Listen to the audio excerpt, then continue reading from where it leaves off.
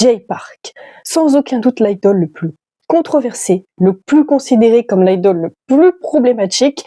Salut les K-fans, c'est Gwen et aujourd'hui on revient sur l'histoire et surtout sur les scandales de Jay Park pour comprendre pourquoi il est aussi problématique parce que je vois ça tout le temps. Jay Park il est problématique, on n'en peut plus de lui, etc. Mais concrètement, il a fait quoi pour être considéré comme étant autant problématique? Avant toute chose, n'hésitez pas à vous abonner, à liker, à commenter, à partager, à me rejoindre sur mon compte Instagram et mon compte TikTok, c'est hyper important.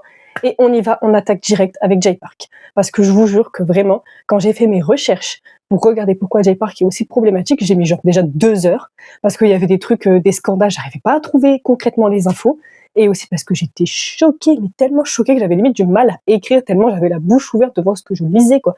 Et spoiler alert, c'est pas lui qui m'a choqué, c'est les internautes. J'ai été choquée, enfin c'est pas possible quoi. Park Jae-bom, né le 25 avril 1987, il a aujourd'hui 38 ans mais va bientôt fêter ses 39 ans. Il est né à Edmonds dans l'état de Washington aux États-Unis. Il est rappeur, danseur, b-boy, donc tout ce qui est breakdance, producteur, auteur, compositeur, mannequin et acteur. Il a vraiment plus d'une corde à son arc. Dès son plus jeune âge, il s'intéresse au rap et au breakdance. En 2004, il auditionne pour JYP à Seattle. Et en janvier 2005, il part en Corée pour devenir trainee. Alors, il faut savoir que Jay Park s'intéresse au rap, au breakdance, pas forcément à la K-pop. Mais quand tu vois JYP qui vient pour faire une audition, donc à ce moment-là, il a, si je calcule bien, il a genre 16 ans. Donc du coup, il se dit, en vrai, c'est le moment pour moi d'auditionner, de peut-être démarrer une carrière et d'aider sa famille financièrement parce que sa famille n'avait pas beaucoup d'argent. Donc là, il a genre 16-17 ans, il se dit, allez, c'est quoi, j'y vais, mais c'était pas forcément ce qui l'intéressait le plus au départ. Le public le découvre en 2008 dans l'émission Hot Blood, un survival show par Mnet, comme on a l'habitude d'en voir encore et encore et encore, où il y a 13 chanteurs qui s'affrontent pour débuter soit dans 2AM, donc un groupe de ballades, soit dans 2PM, un groupe, pas du tout ballade, hein, comme un groupe qui bouge beaucoup plus, et il a réussi à être pris dans 2PM. Il débute donc en tant que leader dans 2PM avec la chanson 10 Out of 10 le 4 septembre 2008.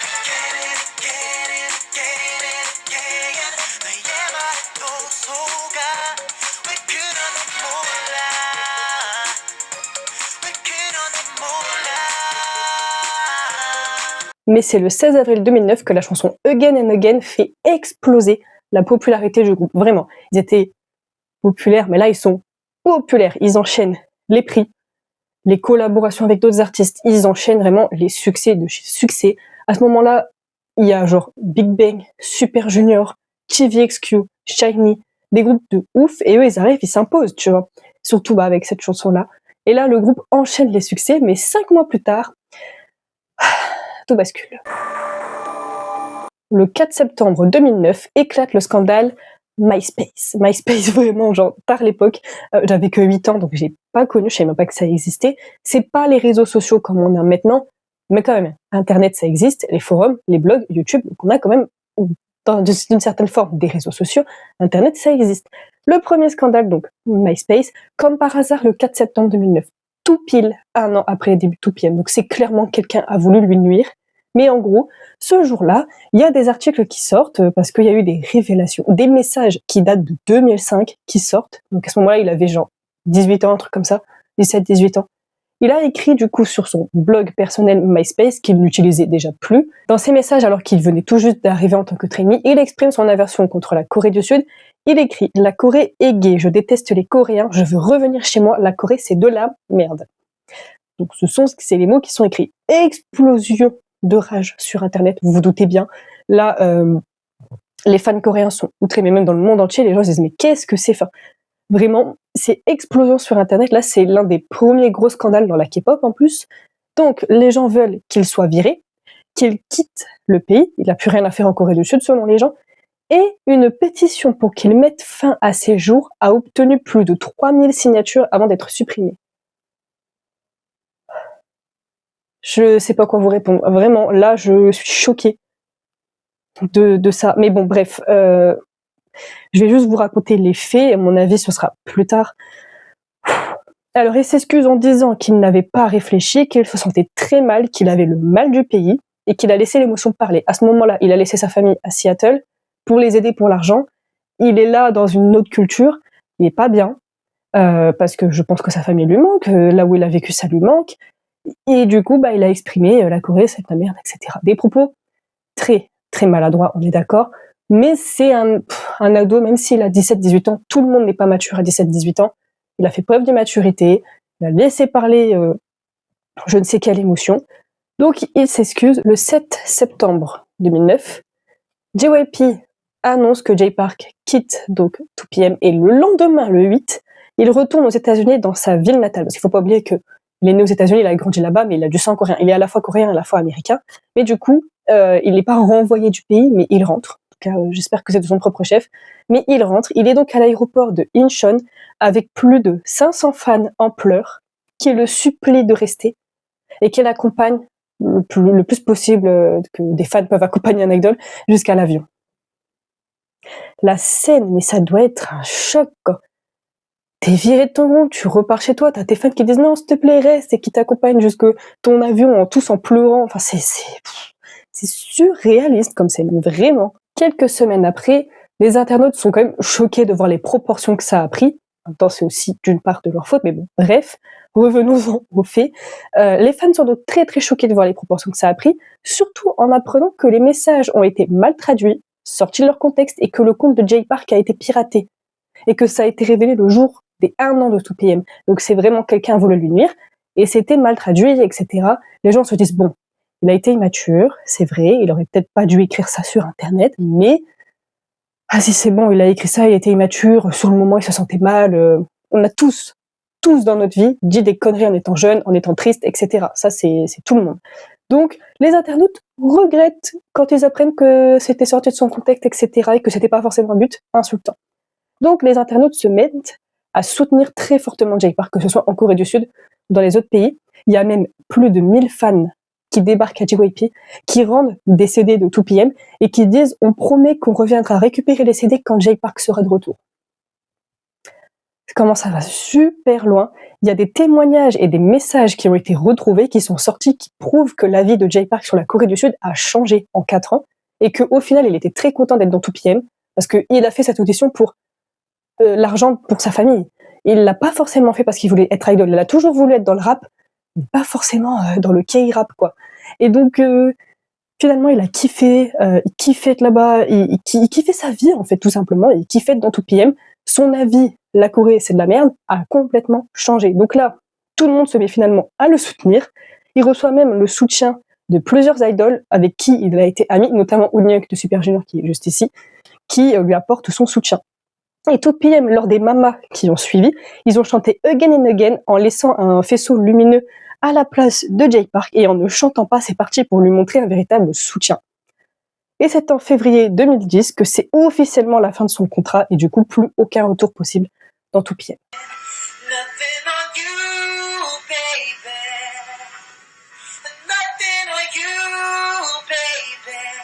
Le 15 mars 2010, il réapparaît sur sa chaîne YouTube Jay Park à Home, où il reprend Nothing on You de B.O.B et Bruno Mars avec un rap écrit par ses soins. Plus d'1 million de vues en 24 heures, 3-4 millions de vues en très peu de temps. À l'époque sur YouTube, 1 million de vues en 24 heures, ça se fait presque pas, en fait, à part sur vraiment les gros artistes, je pense, mais tu voyais pas ça tous les 4 matins. Maintenant, des grands youtubeurs, ils sortent une vidéo, ils font 1 million de vues direct, bien sûr. Mais là, on n'y est pas du tout. La chanson originale devient encore plus écoutée qu'elle ne l'était, battant ainsi Run Devil Run de Girl Generation. Ouais, je me rappelle que j'avais donc 10 ans, j'écoutais Nothing on You, et j'avais entendu parler d'une reprise. Je sais pas si j'ai été la regarder, mais j'avais entendu parler qu'il y avait une reprise sur YouTube qui avait explosé. Je suppose que c'est celle-là, du coup. Tout le monde disait « Ah, mais cette chanson-là, elle a été reprise et tout, j'ai vu et tout. » On avait 10 ans, je sais pas. Maintenant, ça me revient en tête, en fait. J'écoutais pas de K-pop. Moi, j'écoute de la K-pop depuis 2018, donc on n'y était pas. Mais ça a pété, quoi. Et ensuite, il poste des vidéos comme une danse sur Single Ladies pour rigoler. Mais il plaît aux internautes. Les internautes se remettent à le kiffer et regrettent tellement ce qui s'est passé. Il joue ensuite dans Hype Nation, où 70% du tournage se passe en Corée, ce qui redonne espoir à ses fans qu'il va peut-être pouvoir revenir en Corée du Sud, etc., etc. Le 18 juin 2010, il retourne donc en Corée. Il est accueilli par 3000 fans. qui sont hyper heureux de le revoir. Il a pu collaborer avec B.O.B et il devient soliste.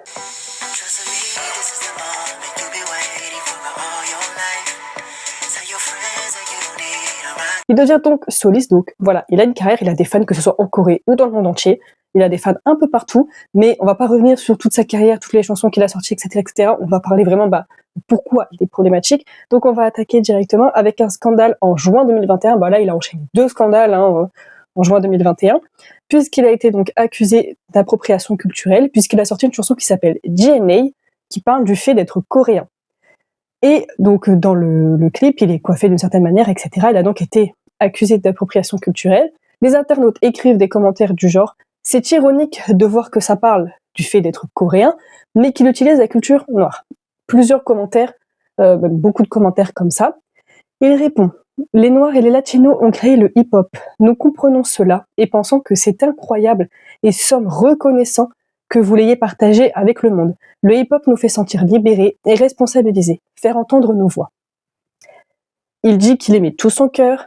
Il dit que c'est lui qui dit « Beaucoup de nos héros sont des rappeurs noirs et pas seulement l'esthétique, mais leur état d'esprit pour surmonter les obstacles et être axés sur les objectifs sans se soucier de ce que pensent les autres et qui pourraient douter de vous. Nous nous sentons frères et sœurs dans le hip-hop, ce qui me semble être un langage, au-delà de la couleur. » Donc sa réponse elle est beaucoup plus longue, j'ai juste condensé parce que si j'allais pas tout recopier et tout, c'était vraiment long, mais en gros c'est ça qu'il a dit. Du coup, les internautes lui répondent « Pourquoi refuse-t-il simplement de donner du crédit et qu'il ne laisse pas cette culture tranquille ?» Donc il répond que lui, il a juste voulu s'inspirer des codes du hip-hop. Oui, certes, en parlant du fait d'être coréen, mais bon, il est aussi américain, etc. Donc il dit qu'en fait, il n'a pas voulu vexer qui que ce soit, mais les internautes lui reprochent quand même d'avoir utilisé de l'appropriation culturelle. Et toujours en juin 2021, le remix de la chanson Mukbang, DNA c'était aussi un remix, donc Mukbang, je sais pas comment on le dit, il a utilisé un terme issu de la religion musulmane, donc le nom de Dieu. Il s'excuse en disant qu'il a dit des paroles sans avoir un sens haineux, que les gens le prennent en fonction de qui ils sont, et qu'il aime ses vrais fans musulmans, et que si les gens veulent le détester, qu'ils le fassent. À ce moment-là, les gens lui répondent « Mais t'es qui pour dire que t'es vrai fan musulman ?»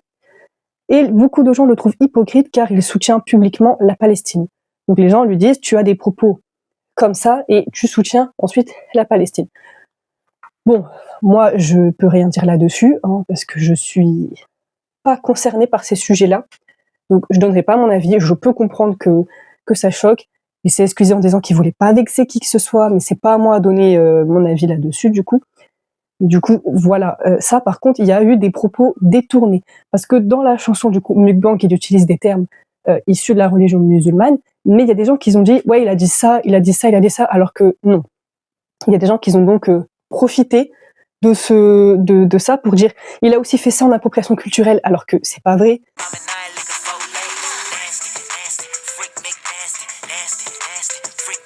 Et comme dernier gros scandale que j'ai pu noter sur Jay Park, il faut pas oublier que le 3 mars 2022, il a ouvert sa propre agence, More Vision, ce qui veut dire que Jay Park est donc son propre patron. On est bien d'accord. Scandale dernier que j'ai pu noter, en vrai celui-là il me fait rire. En vrai il me fait rire, même si je vais donner mon avis à la fin. En juin 2024, il annonce la sortie de McNasty, avec un lien vers un OnlyFans. Bon, d'accord, à ce moment-là, les gens ils disent quoi, Jay Park, un idol de K-pop sur OnlyFans, mais ça va pas bien la tête. Et les gens l'accusent de vouloir faire plus d'argent. Et les gens lui disent t'es pas assez riche comme ça, tu veux faire encore plus d'argent en fait. Surtout sur un contenu, voilà, t'as des fans qui sont jeunes qui te suivent, enfin t'as pas honte en fait de vouloir te faire de l'argent sur un contenu comme ça. Sauf que c'était donc gratuit et il n'a rien posté de vraiment olé quoi. Enfin Jay Park on l'a déjà vu torse nu dans des clips, voilà. Pas besoin d'un OnlyFans pour ça. Donc en soi, il a rien posté de fou et c'était juste pour promouvoir McNasty. Du coup, Nasty, ça veut bien tout dire. Nasty, ça veut dire genre dégueu, un truc comme ça. Donc voilà, mais les gens l'accusent d'avoir voulu se faire du fric, etc. Donc McNasty est sorti le 30 juin 2024. Il n'y a pas de OnlyFans. Jay Park, il n'a pas vraiment fait un OnlyFans. C'était juste un coup de com' parce qu'il savait que ça allait faire parler. Il sait que peu importe ce qu'il fait, ça va faire réagir tout Internet. Et beaucoup parlaient de son comeback. Ah, il sort ça avant son comeback, ça va s'appeler McNasty. Du coup, on en a entendu parler de ce comeback. Jay Park, c'est vraiment un gars qui n'a pas peur pour faire de la communication, de faire certaines choses. Il a déjà fait pour faire un coup de com', il a mangé dans un restaurant à Los Angeles, un resto un peu... il y a une terrasse en fait, et il a fait un live pour dire à ses fans, je suis là, venez, regardez où je suis, venez. Et du coup, il y a plein de fans autour de Jay Park qui mangent. Il fait même venir un fan à sa table pour discuter avec. Et les gens, ils ont dit, mais franchement, mais pourquoi? C'est un coup de com'.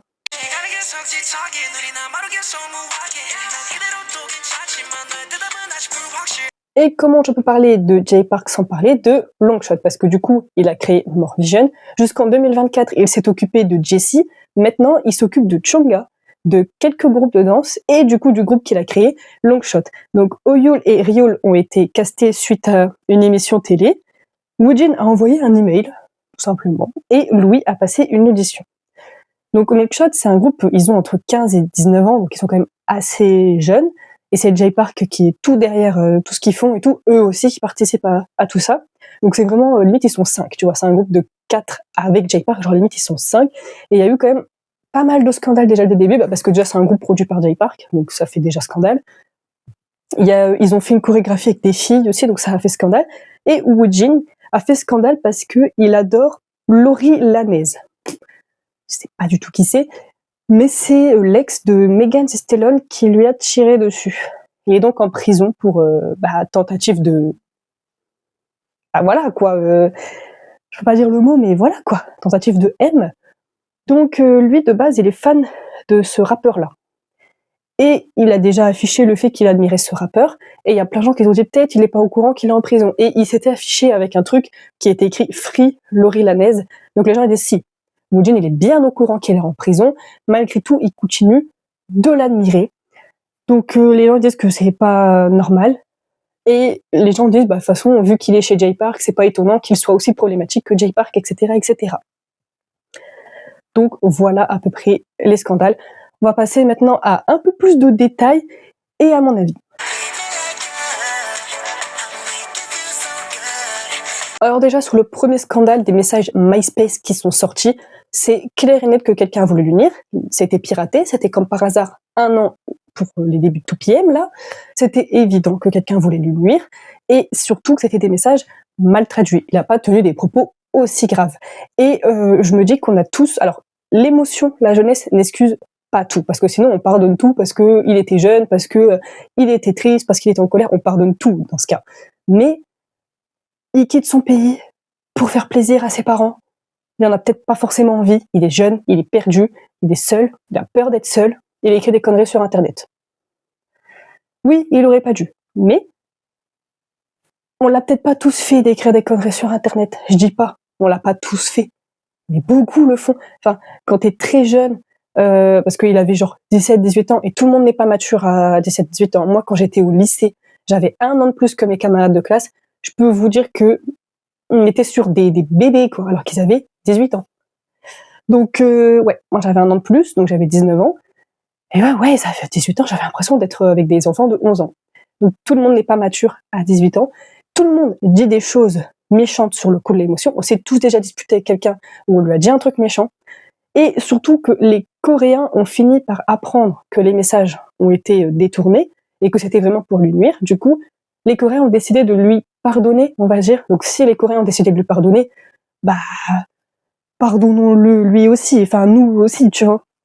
Donc moi en tout cas je pense que oui, ok, il a fait le con, mais Jay Park, c'est l'exemple même, depuis qu'Internet est né, une connerie sur Internet. Les gens ils te la ressortent 50 ans après. Parce que ça le poursuit encore, alors que ce scandale il est sorti il y a 17 ans. Cette année ça fera 17 ans au mois de septembre. Et ça le poursuit encore, alors qu'on sait que c'était sur le coup de la jeunesse et de l'émotion, même si ça n'excuse pas tout, et que c'était mal traduit. Donc il y a de quoi se dire, bon vas-y, il a peut-être fait le con, mais voilà. C'est l'exemple même de sur Internet, tu n'as pas le droit à l'erreur, tu ne peux pas faire une bêtise sur Internet, pas un propos déplacé, parce que dans 10 000 ans, on t'en parle encore. On en parle à tes descendants. Genre, même dans 100 ans, les gens ils continueront à dire, ah tu sais, Jay Park, il avait dit ça une fois sur la Corée. Enfin, c'est vraiment l'exemple de attention à ce que tu dis sur Internet. Et il s'est exprimé récemment, c'est d'ailleurs ça qui m'a donné envie de faire cette vidéo. Il a dit, Et là, récemment, hein, il y a genre 2 semaines, enfin au moment où je poste la vidéo, il y a peut-être plus de 3 semaines. Il a dit: «Je n'étais pas anxieux», donc quand ça s'est passé, hein, quand il a été viré de tout PM et qu'il a dû rentrer aux États-Unis, donc en 2009, il a dit: «Je n'étais pas anxieux, je me sentais simplement désolé et coupable. J'ai causé du tort et des désagréments à beaucoup de personnes. Je voulais montrer mes goûts musicaux, alors j'ai enregistré Nothing on You dans ma salle de bain avec un MacBook offert par un fan. 3 millions de vues en peu de temps. Elle a complètement explosé. Je ne suis pas du genre à avoir peur des critiques. J'ai tendance à agir librement. Je n'en ai jamais l'intention, je n'avais jamais eu l'intention de me montrer grossier ou de nuire aux autres. Les gens ont des idées préconçues sur la façon dont un chanteur doit se comporter, mais je ne les suis pas forcément. Depuis mon plus jeune âge, l'avis des autres n'a jamais été un facteur très important dans ma vie. Pour moi, ce qui est à l'intérieur est plus important. Même si tout le monde t'aime, si ton intérieur n'est pas en ordre, ça ne veut rien dire. Si tu vis uniquement pour les autres, tu peux finir par te rendre malade. Donc voilà à peu près ce qu'il dit. Alors, il a dit ça sur... Enfin, l'article que j'ai lu, c'était... Donc j'ai juste pris un condensé et je trouve qu'il a totalement raison sur le fait que, bah, comme je vous l'ai dit, Internet n'oublie pas, Internet n'oublie jamais. Mais aussi, comme tu es une personnalité publique, tu n'as pas le droit à l'erreur. Un chanteur peut pas dire « Oh, la Corée, ça me saoule ». Il peut pas dire ça, un chanteur. Parce qu'il a de l'influence, parce qu'il a ci, parce qu'il a ça. Et en fait, Jay Park, c'est juste un mec qui s'est dit « Moi, je m'en fous des codes. Ah, je dois me comporter comme ça ?» Bah non, j'agis librement. Ensuite, sur l'appropriation culturelle et les termes de la religion musulmane, c'est pas à moi à m'exprimer. Voilà, j'ai pas mon mot à dire là-dessus parce que je suis pas concernée, en fait. Donc, je vais rien dire là-dessus parce que, bah, je suis pas concernée. Et quand on n'est pas concerné, bah, on peut pas s'exprimer, en fait. Donc, du coup, je m'exprimerai pas là-dessus parce que je suis pas concernée. Par contre, sur le scandale de OnlyFans, en juin 2024, j'ai pas compris où était le scandale. Là, je vous avoue que par contre, sur ce point-là, je le défends parce que je comprends pas où est le scandale. Au moment parce que là, il va sur ses 39 ans, donc c'était il y a 2 ans, il avait 37 ans. Au moment du truc de OnlyFans. Il est son propre patron. Ce qui veut dire que personne ne l'y oblige. Et il est largement adulte et largement majeur pour faire ce qu'il veut de son corps. S'il veut ouvrir un OnlyFans premier degré pour mettre des photos olé olé, ça le regarde en fait au final. Au final, on s'en fout. D'ailleurs, OnlyFans de base, c'est pas ça. Hein. De base, c'est du contenu payant. Ça s'est transformé en ce qu'on connaît aujourd'hui. Mais de base, c'est pas ça. Tu peux très bien avoir un OnlyFans sans poster des trucs pour adultes. Tu peux très bien faire ça. Il y a pas de, c'est juste du contenu payant, des vidéos que personne d'autre n'aura accès, etc., etc. C'est juste que c'est devenu tel quel. Mais en soi, Jay Park, c'était juste pour faire le buzz, en fait. C'était gratuit. Il a rien posté de particulier, juste des photos de lui torse nu, mais on l'a déjà vu torse nu plein de fois, donc c'est pas non plus, enfin, voilà. Et donc pas de contenu plus. Puis il y a pas de, il y a plus, hein, voilà. Donc j'ai pas compris où était le scandale parce que encore une fois, il fait ce qu'il veut. Il aurait été forcé par quelqu'un, il aurait été mineur ou à peine majeur, là ouais.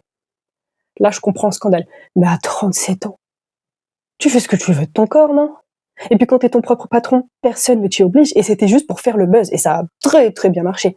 Faut comprendre que Jay Park c'est un génie de la com. Si il veut pour une nouvelle chanson qu'il va sortir faire un truc comme ça, bah il fait ce qu'il veut parce qu'il a pas obligé les membres de Longshot à ouvrir un OnlyFans. Enfin il a pas fait ça, tu vois.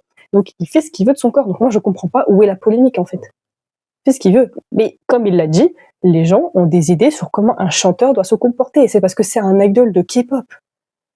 Tu vois, Jay Park, ce serait un rappeur américain. Il serait pas considéré comme un idol de K-pop. Je pense que ce serait peut-être mieux passé. Après, chacun son avis sur Jay Park, mais moi je trouve qu'il n'est pas si problématique que ça. Vraiment, quand j'ai fait les recherches, j'ai halluciné du de nombre de scandales en fait finalement. Je m'attendais à une liste énorme de scandales, de trucs assez graves, tellement j'entends constamment qu'il est problématique. Et finalement, bah, à part de l'appropriation culturelle, ce scandale-là, je le comprends totalement. Mais le reste, je trouve que ça va loin pour rien, quoi. En fait, il fallait un bouc émissaire dans la K-pop, c'est tombé sur lui. Peu importe ce qu'il fait, il sera toujours vu et considéré comme un gars problématique. Même quand il fait des trucs bien, les gens ils disent qu'il est problématique. Donc moi, je trouve que ça va loin pour rien. Et du coup, en faisant cette vidéo et en découvrant un peu plus Jay Park et ses chansons, et je l'aime bien. J'étais pas fan de base, j'avais rien contre lui, mais j'étais pas fan de Jay Park et j'avais aussi cette image de lui problématique. Maintenant que j'ai pu le découvrir un peu plus, j'apprécie Jay Park maintenant. En fait, finalement, l'ironie de cette vidéo, c'est que je voulais voir pourquoi il était problématique et finalement, je l'adore. Mais dites-moi ce que vous en pensez. Ce que vous pensez de Jay Park, de ses scandales, etc. Abonnez-vous, mettez un like partagez, commentez. Rejoignez-moi sur Instagram, sur TikTok, comme je vous l'ai dit au début de vidéo. Et on se dit à la semaine prochaine, les K-Fans.